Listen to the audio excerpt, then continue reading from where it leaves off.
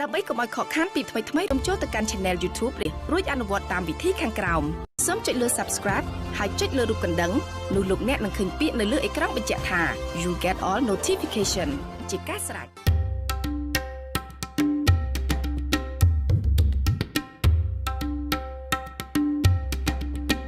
Dear brother and sister, we continue studying Cambodia labor.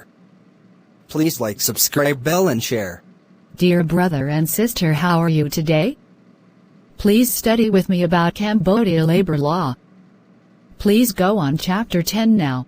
Chapter 10 Placement and Recruitment of Workers. Section A Placement. Article 258. Any person looking for employment can request to be registered with the Placement Office of the Ministry in charge of labor or with the Employment Office of his province or municipality. All employers are required to notify the Placement Office of the Ministry in charge of labor or the Provincial or Municipal Employment Office of any vacancies in his enterprise or any new need for personnel. An employer can directly recruit workers for his enterprise, but he must meet the requirement mentioned in Article 21 of this law.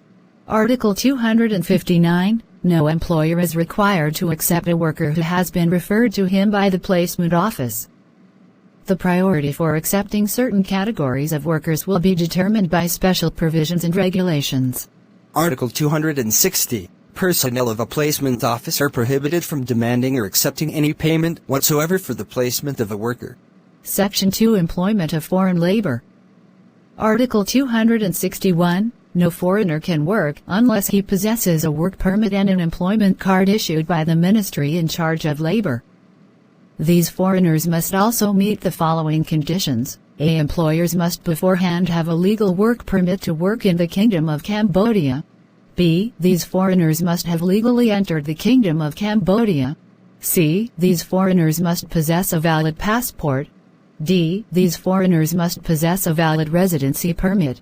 E. These foreigners must be fit for their job and have no contagious diseases. These conditions must be determined by APPRENTICESHIP ministerial order from the Ministry of Health with the approval of the Ministry in charge of labor. The work permit is valid for 1 year and may be extended as long as the validity of extension does not exceed the fixed period and the residency permit of the person in question. Article 262. The Ministry in charge of labor can revoke a work permit in the following cases. A. When the holder does not fulfill one of the conditions stated in paragraph 2.a, b, c, d, and e of Article 261 above. B. When the job to be extended by the holder in the Kingdom of Cambodia is competing with Cambodian job seekers in the country. This revocation is carried out upon the expiration of the work permit that may be reissued or extended in favor. C. When the holder is unemployed for more than 1 month or is hired by another employer. The Ministry in charge of labor shall issue APPRENTICESHIP for the issuance of work permits and employment cards to foreign workers. A joint APPRENTICESHIP of the Ministry in charge of labor and the Ministry of Economy and Finance shall set the rate of fee for issuing such work permits and employment cards. Article 263. Enterprises of any kind and professionals such as lawyers, bailiffs, and notaries who need to recruit staff to work in their profession must appeal to Cambodians as a first priority. Article 264. Notwithstanding the provisions of Article 261 above, the maximum percentage of foreigners who can be allowed to be employed in each of the enterprises covered by Article 263 above shall be determined by APPRENTICESHIP ministerial order of the Ministry in charge of labor based on each of the categories of personnel as follows. 1. Office personnel. 2. Specialized personnel. 3.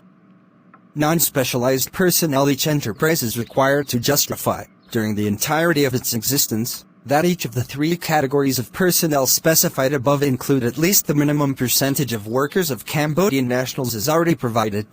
Article 265. In exceptional cases, in order to allow the employment of specialists indispensable to the operation of the enterprise, the percentage of foreigners can exceed the above limit with the authorization of the Minister in charge of labor at the suggestion or proposal of the labor inspector. Thank you for watching my channel. The chapter 10 was finished. Please wait and continue the chapter 11 later. Please scroll down to find other chapters in my links below. Goodbye, see you soon.